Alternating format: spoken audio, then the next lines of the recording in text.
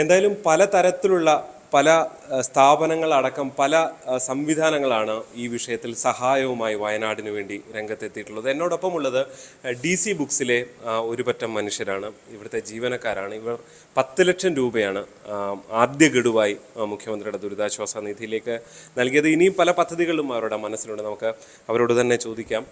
സെയിൽസിൻ്റെ general manager രാജ്മോഹനാണ് എന്നോടൊപ്പം ചെയ്യുന്നത്. ഇതൊരു ആദ്യ ഗഡു എന്നുള്ള നിലയിൽ പെട്ടെന്നുള്ളൊരു ആലോചനയും തീരുമാനമൊക്കെ ആയിരുന്നല്ലേ? DC ബുക്സും അതുപോലെ തന്നെ DC ബുക്സിൻ്റെ എഴുത്തുകാരും ജീവനക്കാരും ചേരുന്ന ഒരു കൂട്ടായ്മയാണ് ഇത് ചെയ്തിരിക്കുന്നത്.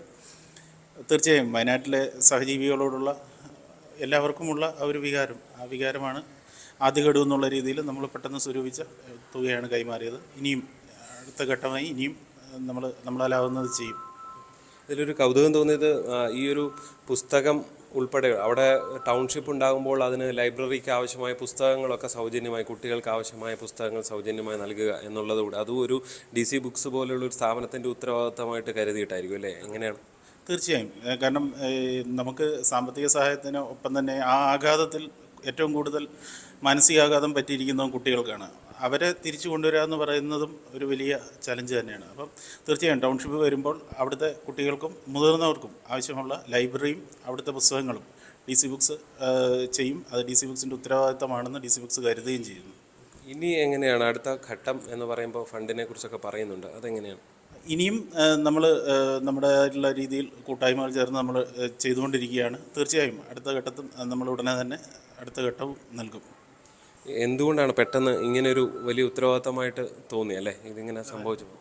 അല്ല, വയനാട്ടിലെ ആഘാതം എല്ലാവരെയും ഒരുപോലെ ഉലച്ചതാണ്. അത് കേരളത്തിലെ മനസാക്ഷി ആകമാനം ഉലച്ച ഒരു സാധനമാണ്. തീർച്ചയായും കേരളത്തിൽ ജീവിക്കുന്ന ഒരു സാധാരണക്കാരൻ്റെ ഒരു ആളുകൾ വർക്ക് ചെയ്യുന്ന ഒരു സ്ഥാപനം എന്നുള്ള രീതിയിൽ ഇവിടെയുള്ള എല്ലാവർക്കും കൂടി തോന്നിയ ഒരു തോന്നലിൻ്റെ പുറത്താണ് നമ്മളെല്ലാവരും കൂടി ഇങ്ങനൊരു കാര്യം ചെയ്തത്. എന്തായാലും അതുതന്നെയാണ് DC-യുടെ ഉന്നത നേതൃത്വം ഇപ്പോൾ കോട്ടയത്തില്ല.